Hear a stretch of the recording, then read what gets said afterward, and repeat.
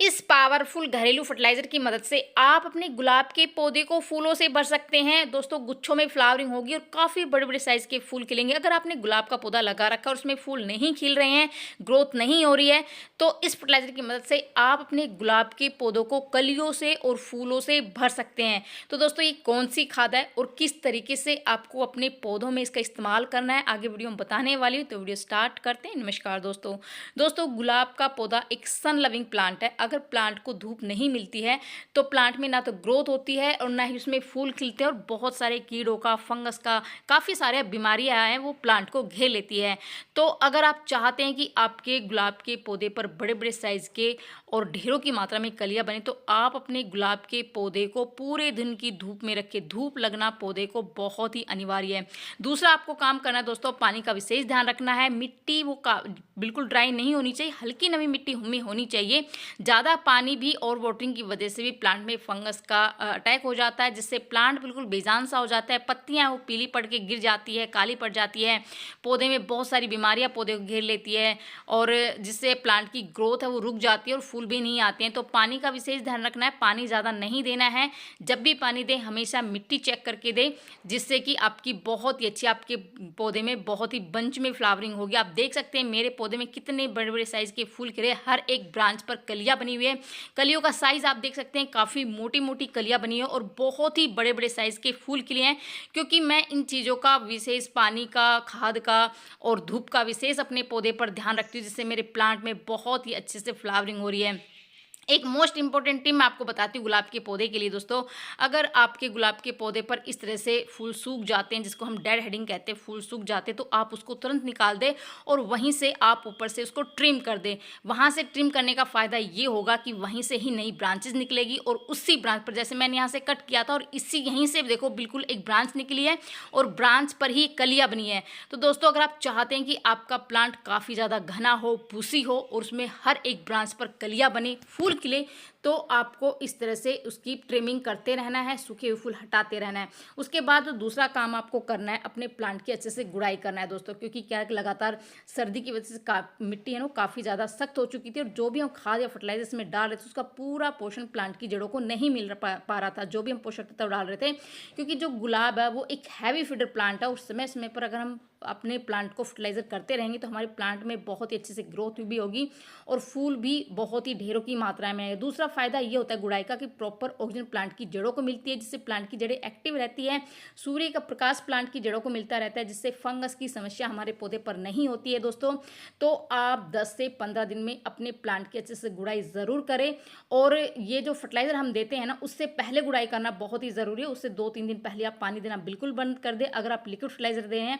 क्योंकि जो भी हम ड्राई मिट्टी में जो फर्टिलाइजर देते हैं उसका पूरा पोषण प्लांट को मिलता है दोस्तों। अगर आप चाहते हैं कि आप छोटे छोटे पौधे पर इस तरह से फूल खिले, मेरा छोटा सा प्लांट है बिल्कुल, और आप देख सकते हैं कलियों का साइज आप देख सकते हैं, फूलों का साइज आप देख सकते हैं, तो इस टाइम पर जो खाद मैं आपको बताने वाली हूँ वो देना आपको बहुत ही ज़रूरी है, जो कि आपकी किचन से ही बहुत ही आसानी से मिल जाएगी। 2 चीज़ों का इस्तेमाल आपको इस टाइम पर करना है।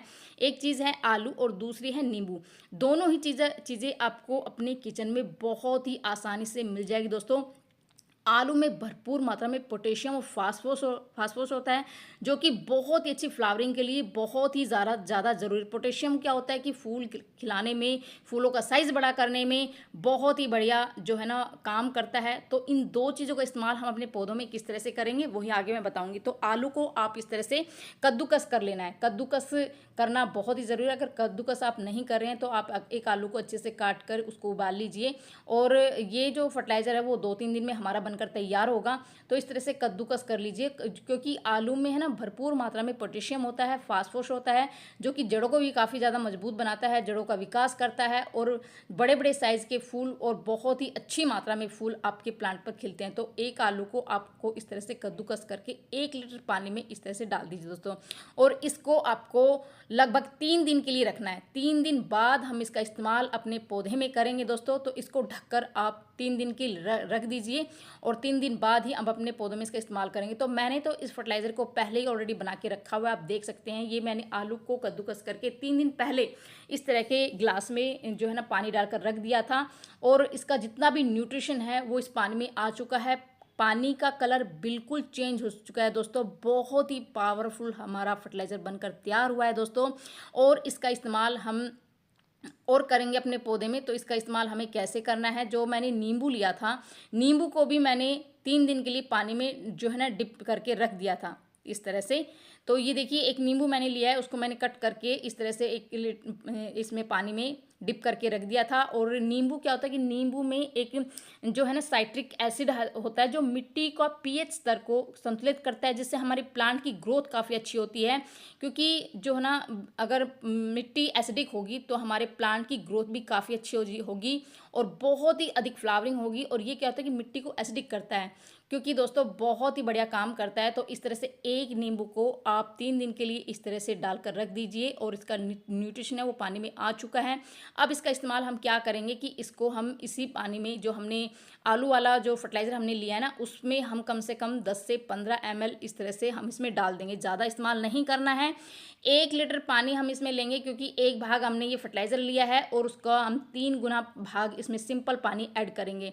और अगर हम डायरेक्ट इस्तेमाल करते हैं तो इसका नुकसान भी हमारे पौधों को हो सकता है, तो हम इसको सिंपल पानी में डाइल्यूट करके ही देंगे।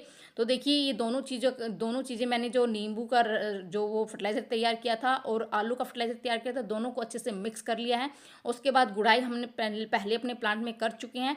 उसके बाद इस फर्टिलाइज़र का इस्तेमाल हम अपने प्लांट में इस तरह से कर देंगे। गुलाब के प्लांट में दोस्तों बहुत ही बढ़िया काम करेगा अगर इस टाइम पर आप गुलाब में इस खाद का काम करते हैं। और जो जो मैंने टिप बताई है, जैसे प्रूनिंग की और प्लांट को धूप में रखना है, पानी का विशेष ध्यान रखना है, इन सारी चीज़ों का, धूप का और पानी का और खाद का अगर हम इस तरह से संतुलन बनाकर रखेंगे अपने पौधे में, तो दोस्तों डेफिनेटली आपके प्लांट में, गुलाब का जो प्लांट है जिसमें फूल नहीं आते हैं, कलियाँ नहीं बनती, ग्रोथ नहीं करता है प्लांट, वो प्लांट में बहुत ही अच्छे से ग्रोथ करेगा और इस तरह से बंच में फ्लावरिंग होगी। कलियां देख सकते हैं दोस्तों, एक ही ब्रांच पर कितनी सारी कलियां बनी हुई है, इतने सारे बड़े बड़े साइज के फूल खिले हैं दोस्तों। अगर आप चाहते हैं कि आपके प्लांट में इतने बड़े बड़े साइज के फूल खिले, और दोस्तों कलियां तो इतनी सारी बनेगी, एक ही ब्रांच पर इतनी सारी गुच्छों में फ्लावरिंग होगी और गुच्छों में कलियां बनेगी। कलियों का साइज आप देख सकते हैं, कितने बड़े बड़े साइज के फूल मेरे पौधे पर बने हुए हैं। तो ये थी छोटी सी जानकारी, पसंद आई लाइक शेयर जरूर कर दीजिए। मिलते हैं नेक्स्ट वीडियो में, तब तक बाय दोस्तों।